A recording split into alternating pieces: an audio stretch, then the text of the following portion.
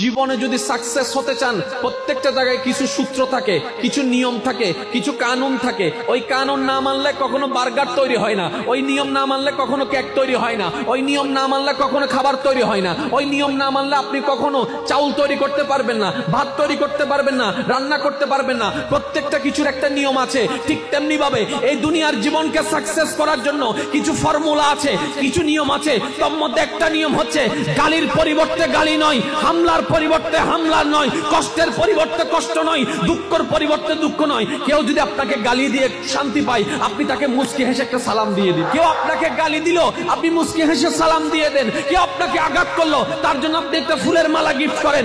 কেউ আপনার পথের মধ্যে যদি কাঁটা বিছাই দেয়, আপনি তার পথের হাঁটার মধ্যে একটু ফুল বিছাই দেন, রব্বে করিম আপনাকে তুলে দিবে। নামাইলে নামে, অন্যরে নামাইলে নিজে, অন্যরে তুললে নিজে। এবার বলেন, আবার বলছি, কথাটা একটু মনোযোগ দিবেন যুবক ভাইরা। অন্যরে নামাতে চাইলে মূলত নিজে, অন্যরে তুলতে চাইলে মূলত নিজে। তাহলে অন্য, আপনি আমি নিজে উঠার জন্য সূত্র কি? অন্যকে তোলা। নিজের দোষ গোপন থাকার সূত্র কি? অন্যের দোষ গোপন রাখা। নিজের সুখে থাকার ওয়ে কি? অন্যকে সুখে রাখা।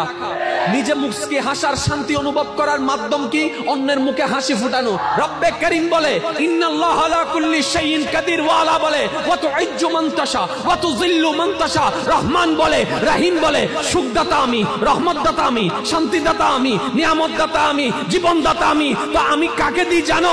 যে আমার বান্দার জন্য করে, আমি তার জন্য করি। যে অন্যকে মাফ করে, আমি তাকে মাফ করে দিই। যে অন্যের জীবন সাজাই দেয়, আমি রব তার জীবনকে সাজাই দিই।